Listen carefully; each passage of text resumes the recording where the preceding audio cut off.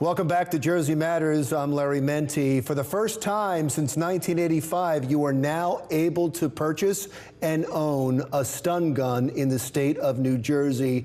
And it's a lot to do with the efforts of this man. Alexander Roubia is president of the New Jersey Second Amendment Society. And you said you just bought a stun gun. Yes. But you had to buy it in Pennsylvania. Yes.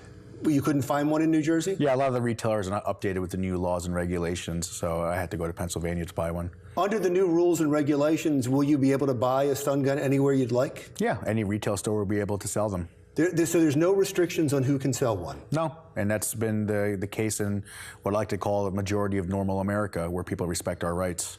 Let's go back to talk about the fight that you've had. You filed suit against the Attorney General in New Jersey. Christopher Perino, yes. Yeah, you filed, but you didn't need to go through with that suit. Well, we did, yes, because the laws were still on the books. However, the Supreme Court ruled on the Massachusetts case. In the Satano case, yes. Yeah, and because of that, exactly, Perino dropped his defense of your lawsuit.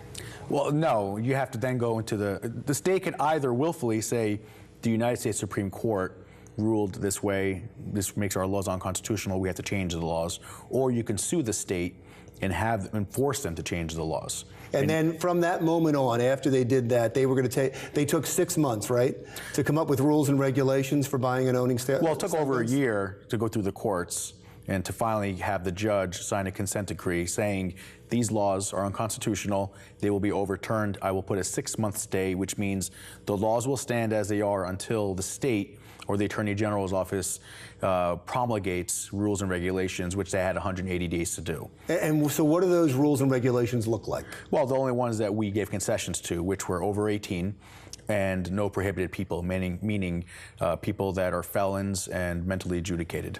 It's interesting to me that some people that would be against firearms and are against firearms because they're lethal would also be against stun guns because they're not lethal, and it at least gives you a way of self-defense. Of course it does, and it's actually, there's many people that prefer it, male and female. You know, we have a lot of people in our organization, females, that wanted to use a stun gun and a taser because they don't feel comfortable with a firearm.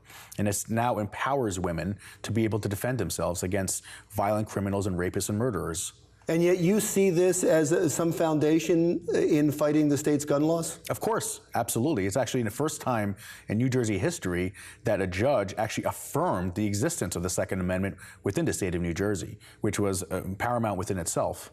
And so what is your next step? Our next step, we're going to go after all the rest of the laws that are unconstitutional in our state and fight till we have the ability to protect ourselves with a firearm. Do you believe that because of the Constitution, the state should not be able to put controls on handguns? Absolutely. Well, of course we believe in background checks. Of course we believe in people that are mentally ill, not from being able to own them, and felons, people that have shown and demonstrated they're not capable of controlling themselves.